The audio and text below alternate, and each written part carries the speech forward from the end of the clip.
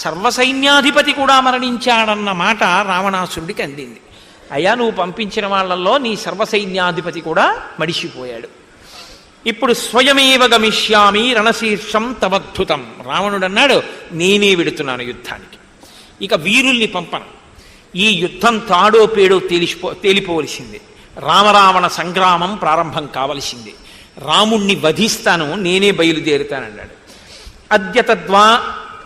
అద్యతద్వానరానీకం రామంచ సహలక్ష్మణం నిర్దహిష్యామి బాణౌఘై వనం దీప్తైరివాగ్నిభిః అద్య సంతర్పయిష్యామి పృథివీం కపిశోణితై. ఎప్పుడూ పలుకుతాడు ఈ డాంబికాలు, వానరుల యొక్క రక్తంతో ఈ భూమికి తర్పణ చేస్తాను. ఒక అగ్నిహోత్రం అరణ్యంలో ఎండిపోయిన చెట్లను ఎలా కాలుస్తుందో అలా రామలక్ష్మణుల్ని నా బాణ పరంపర చేత నిగ్రహిస్తాను. కాబట్టి నేనే స్వయంగా బయలుదేరుతున్నానన్నాడు. యుద్ధానికి బయలుదేరాడు. ఇప్పుడు రావణాసురుడు యుద్ధానికి బయలుదేరడం అంటే సామాన్యమైన విషయం కాదు. ఒక్కొక్కడు 1,000,000 మందితో యుద్ధం చెయ్యగలిగినటువంటి యోధాన యోధులు ఆయనతో బయలుదేరారు. అసలు ఆ రూపం అలా ఉంటుంది రావణాసురుడు. అంతటి తేజోమూర్తి, అందులో సందేహం లేదు. ఆయన చేసిన తపస్సు అటువంటిది. కాబట్టి రాముడంతటి వాడు ఆశ్చర్యపోయాడు అసలు ఆ కోలాహలాన్ని, ఆ ధ్వనిని విని. అలా వస్తోంది అటువంటి గొడుగు, చంద్రమండల సన్నిభమైనటువంటి తెల్లటి గొడుగు వస్తోంది. ఆ వెనక అన్ని గొడుగులు వస్తున్నాయి. అంతమంది యోధులు, ఏనుగులు, ఒంటెలు, పులులు అన్నింటితో వస్తున్నారు. ఎవరు వాళ్ళు అని అడిగాడు విభీషణుణ్ణి.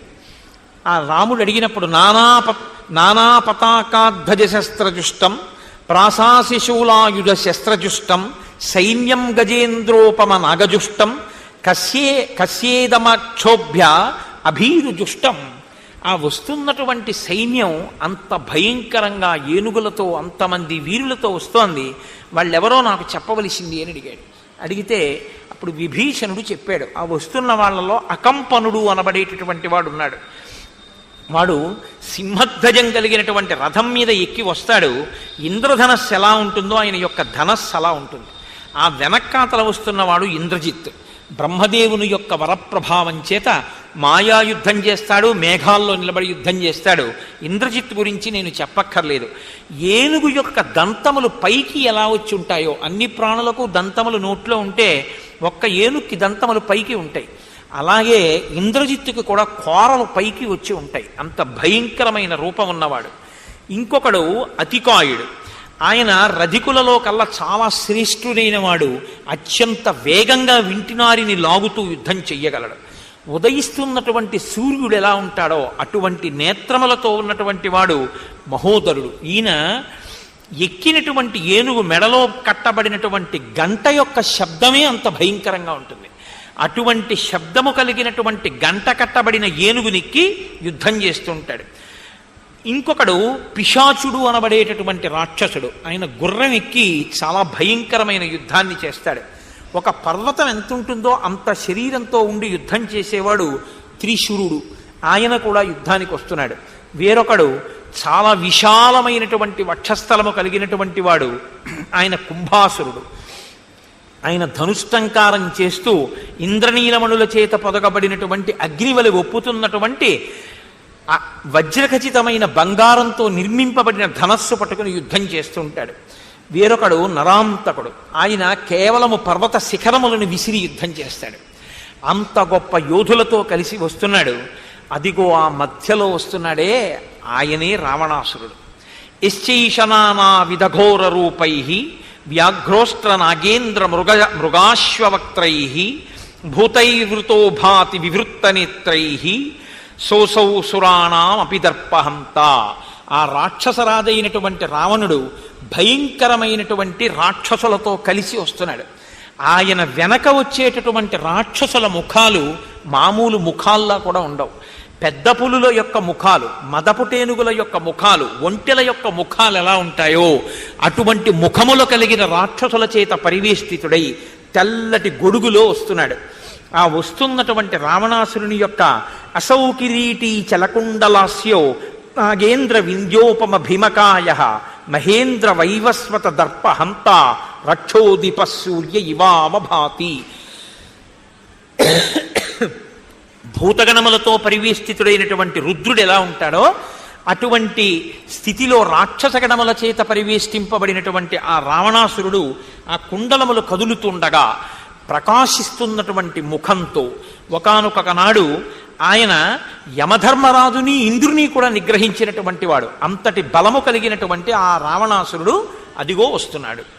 రామచంద్రమూర్తి రావణాసురుణ్ణి చూశారు. చూసి ఆదిత్య ఇవ దుష్ట్రేక్ష్యో రశ్మిభిర్భాతి రావణ సువ్యక్తం లక్ష్యే హ్యస్య రూపం తేజస్సమావృతం దేవదానవ వీరాణం వపుర్నైవం విధం భవేత్ యాదృశం రాక్షసేంద్రస్య వపురేతత్ ప్రకాశతే. ఈయన్ని చూస్తుంటే సాక్షాత్తుగా సూర్యనారాయణమూర్తి ఆకాశంలో ప్రకాశిస్తుంటే ఎటువంటి తేజస్సుతో ఉంటాడో అంత గొప్ప తేజస్సుతో ఉన్నాడు. ఇత పూర్వం ఇంత గొప్ప శోభతో ఇంత గొప్ప తేజస్సుతో ఉన్నటువంటి శరీరాన్ని నేను అసలు దేవతలలో కానీ దానవులలో కానీ ఇప్పటి వరకు చూడలేదు. అంత గొప్ప కాంతితో ఉన్నాడు. దిశ్యాయమద్య పాపాత్మ మమ దృష్టి పథంగత అద్య క్రోధం విమోక్ష్యామి సీతాహరణ సంభవం. నేను ఈ రావణుణ్ణి చూడగానే నాలో క్రోధం పెళ్ళిపుకుతోంది. సీతాపహరణం చేసినటువంటి ఈ రాక్షసుణ్ణి నేను మర్దిస్తానన్నాడు. ఈలోగా సుగ్రీవుడు రావణాసురుడు వీళ్ళిద్దరూ ఆ వచ్చినటువంటి రావణాసురునితో సుగ్రీవుడు యుద్ధానికి బయలుదేరాడు. కానీ ఆ సుగ్రీవుడు రావణాసురుడితో యుద్ధం చేయడం అంటే అంత తేలికైన విషయం ఏం కాదు. రావణాసురుడు అంటే అంత తక్కువ వీరుడేం కాదు.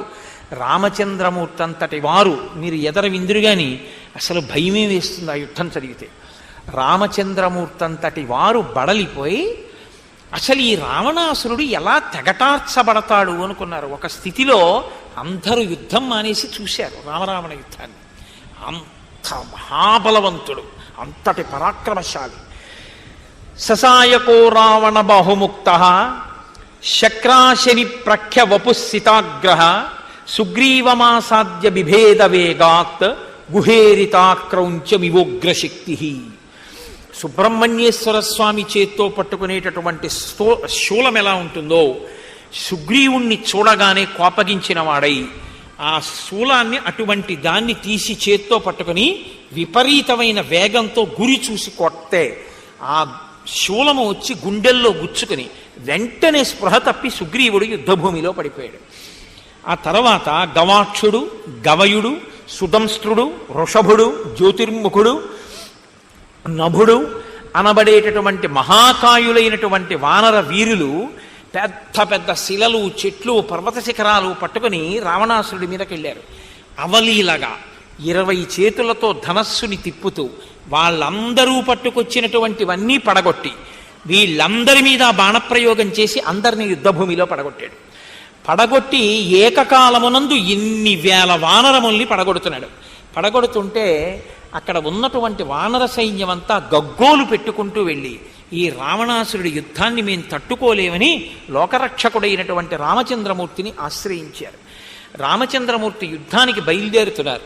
వచ్చినటువంటి రావణుడు చాలా గొప్ప రథం ఎక్కి వచ్చాడు. రాముడికి రథం లేదు, నేల మీద నిలబడి యుద్ధం చేస్తున్నారు. లక్ష్మణస్వామి వచ్చి అన్నారు, అన్నయ్య నువ్వు వెళ్ళడమా యుద్ధానికి? నేను వెళ్ళి రావణుణ్ణి నిగ్రహిస్తానన్నారు. చాలా జాగ్రత్తగా చూసి నువ్వు ఆయన మీద యుద్ధం చెయ్యవలసింది. ఈలోగా లక్ష్మణుడు రావణాసురుడి మీదకి యుద్ధానికి వెళ్ళే లోపల స్వామి హనుమ రావణాసురుడితో యుద్ధానికి వెళ్ళారు.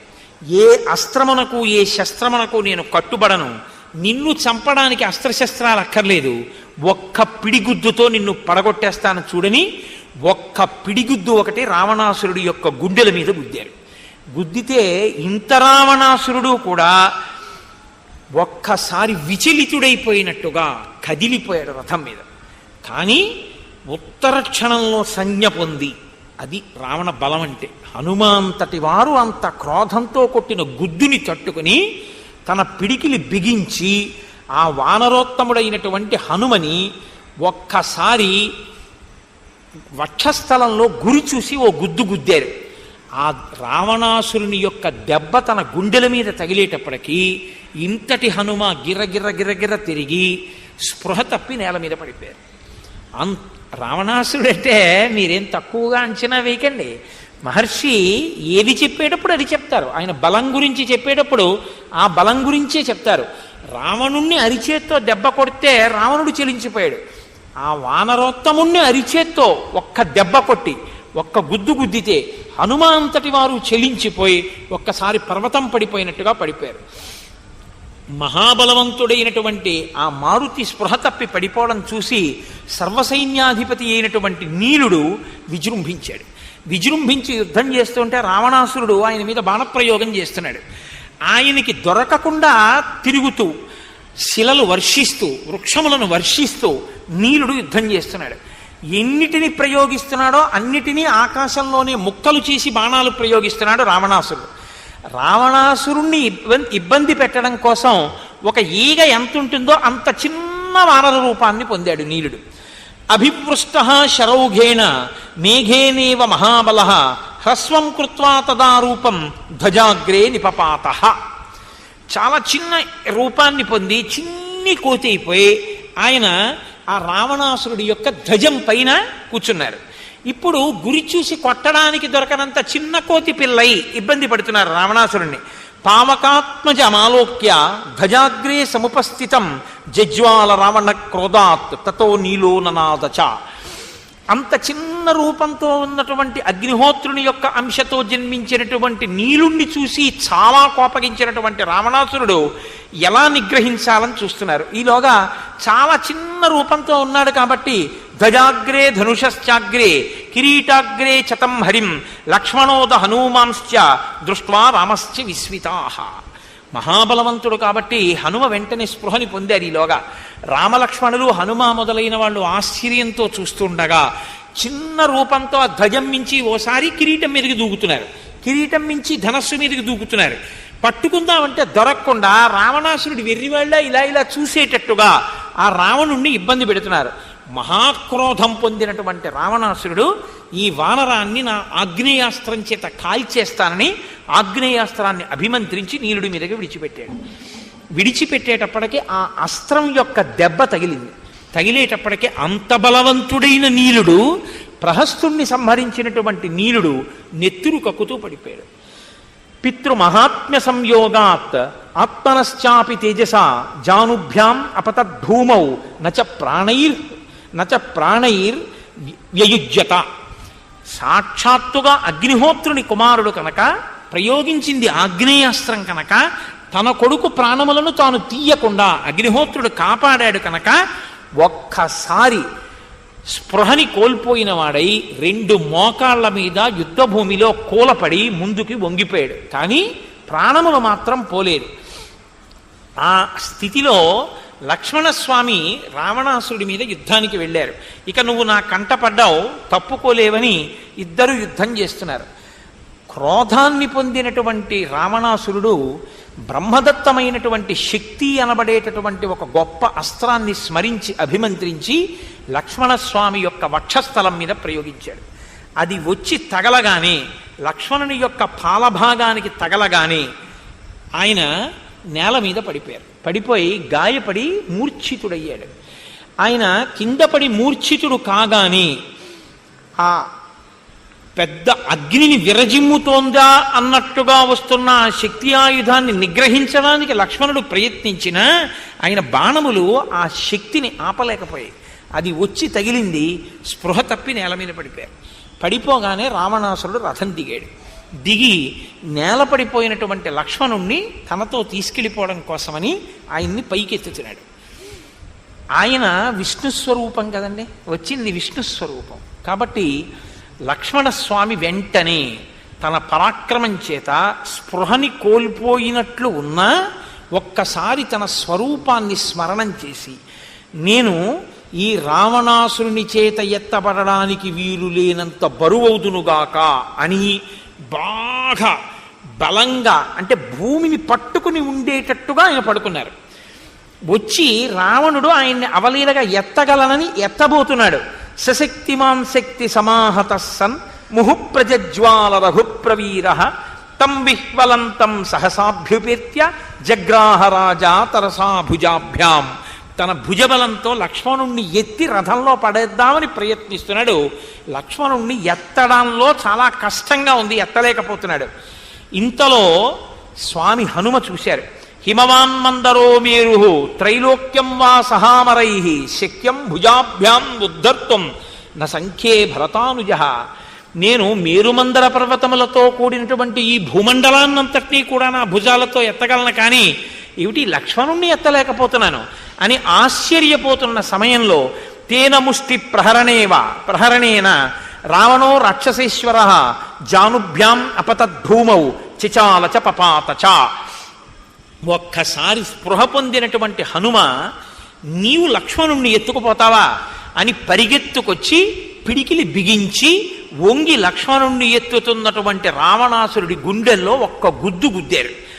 ఆ గుద్దు గుద్దేటప్పటికీ ఒక్కసారి కదిలిపోయి నిలబడడానికి కూడా శక్తి లేక మోకాళ్ల మీద యుద్ధభూమిలో పడిపోయాడు రావణాసురుడు.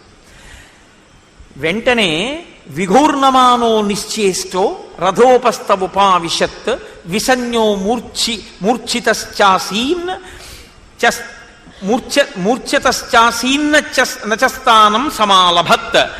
ఆ రథం మీదకి ఎక్కుదామనుకుంటున్నటువంటి వాడు నిశ్చేష్టుడై ఇక కదలలేక కూలబడిపోయాడు మోకాళ్ల మీద. అటువంటి స్థితిలో స్వామి హనుమ స్పృహ కోల్పోయి ఉన్నటువంటి లక్ష్మణస్వామిని తన చేతులతో పైకెత్తి గబగబా వెనక్కి తీసుకెళ్ళిపోయారు. అప్పుడు రామచంద్రమూర్తి రావణాసురుడి మీదకి యుద్ధానికి బయలుదేరారు. ఇప్పుడు రామరావణ యుద్ధం మొట్టమొదటిసారి ప్రారంభమవుతోంది. హనుమ లక్ష్మణుణ్ణి క్షేమకరమైనటువంటి ప్రదేశంలో పడుకోబెట్టి పరుగు పరుగున వచ్చి, స్వామి వాడు రథం మీద ఉన్నాడు, మీరు భూమి మీద నడుస్తున్నారు, మీరు ఇలా యుద్ధం చెయ్యొద్దు, మీరు నా భుజాల మీద కూర్చోండి, నేను మిమ్మల్ని తీసుకెడతాను, మీరు నన్ను వాహనంగా స్వీకరించి యుద్ధం చేయండి అన్నారు. ఆరురోహ మహాశూరో బలవంతం మహాకపిం రథస్థం రావణం సంఖ్యే దదర్శ మనుజాధిప. ఆ హనుమ యొక్క భుజాల మీద కూర్చున్న వారై ఆ రావణాసురుణ్ణి చూసి, నిలు రావణ, నువ్వు ఎక్కడికి వెళ్ళిపోతావు? ఏ దేవతల దగ్గరికి వెళ్ళినా, ఏ లోకానికి వెళ్ళినా, నువ్వు ఇంతకాలం నుంచి ఆరాధిస్తున్నటువంటి శంకరుడి పాదాలే పట్టుకున్నా నువ్వు ఇవాళ రక్షింపబడవు. నా యొక్క ఆగ్రహాన్ని పొందావు కాబట్టి నీవు నశింపబడేటట్టుగా నా బాణముల చేత నిన్ను నిగ్రహిస్తాను అన్నారు. వెంటనే రావణాసురుడు సంజ్ఞ పొంది లేచి రథంలో నిలబడి ధనస్సుని పట్టుకుని బాణాలు పట్టుకుని ఆ రామచంద్రమూర్తి ఎక్కి వస్తున్నటువంటి హనుమ మీద ఏకకాలంలో అనేక బాణములను ప్రయోగించాడు. ప్రయోగిస్తే అసలే ఎర్రటి ముఖం కలిగిన వారు స్వామి. ఆ శరీరం అంతా బాణముల చేత కొట్టబడి పూచిన మోదుగ చెట్ట అన్నట్టుగా పర్వతం మించి సెలయేర్లు ప్రవహించినట్టుగా ఒంటిలోంచి నెత్తురు కాల్వలై ప్రవహిస్తోంది. ఒక్కసారి రామచంద్రమూర్తి ఇలా చూశారు హనుమని.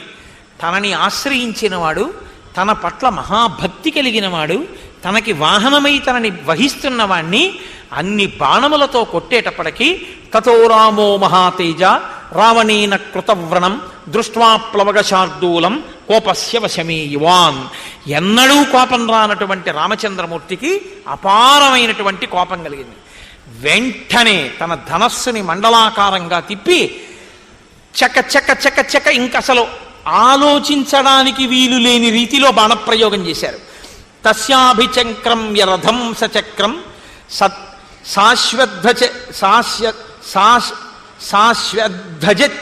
మహాపతాకం ససారథిం సాశని శూలఖడ్గం రామ ప్రవిచ్ఛేద శరై సుపుంఖై అధేంద్రశత్రుం తరసా జగాన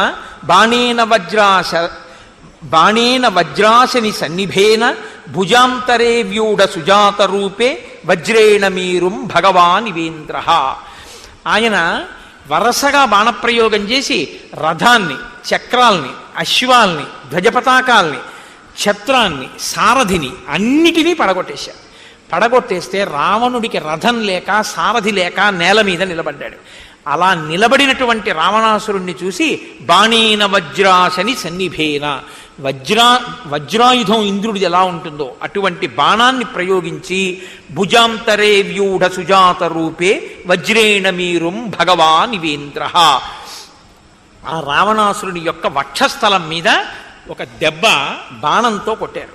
ఒక్కసారి కదిలిపోయి ఎన్నడూ కదలనటువంటి రావణాసురుడు ఆ బాణ ధాటికి తట్టుకోలేక ఆర్తుడై కంపించిపోతే ఆ రావణాసురుడి చేతిలో పట్టుకున్న ధనస్సుని కూడా ఇక పట్టుకోలేకపోయాడు. పట్టుకోలేక ఆ రామ బాణపు దెబ్బ చేత కలిగినటువంటి అశక్తతకి ధనస్సుని జార విడిచిపెట్టేశాడు. తం విహ్వలంతం ప్రసమీక్ష రామ సమాదదే దీప్తమదార్థచంద్రం తేనార్కవర్ణం సహసా కిరీటం చిచ్చేద రక్షోది పతేర్మహాత్మా. ఒక బాణాన్ని ప్రయోగించి రావణాసురుడి తలల మీద ఉన్నటువంటి కిరీటాన్ని ముక్కలై కింద పడేటట్టుగా కొట్టేశాడు.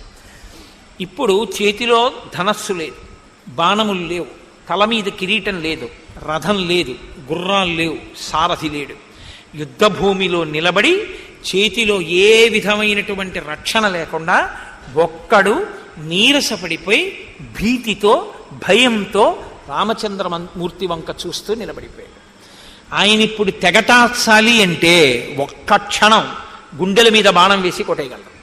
ఆయన అన్నారు, కృతం త్వయా కర్మ మహత్సు భీమం హత ప్రవీరస్య కృతస్త్వయాహం తస్మాత్ పరిశ్రాంత ఇతి వ్యవస్య నత్వాం శరైర్ మృత్యువశం నయామి గచ్చానుజానామి రణార్ధితత్వం ప్రవిశ్వరాత్రిం చరరాజలంకాం ఆశ్వాస్య నిర్యాహిరధీ చ ధన్వి తదా బలం ద్రక్షసి మే రథస్థః.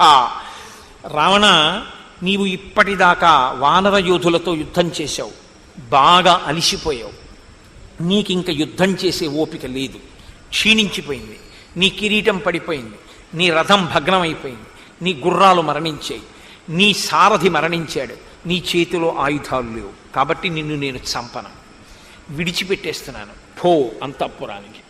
ఇవాళ రాత్రి విశ్రాంతి తీసుకుని రేపు మళ్ళీ రథం ఎక్కి ధనస్సు పట్టుకుని యుద్ధానికి రా. నీ చేతిలో ధనస్సు ఉండి యుద్ధం చేస్తుండగా చంపుతాను తప్ప చేతిలో ఆయుధం లేకుండా నిలబడిపోయిన వాణ్ణి చంపను.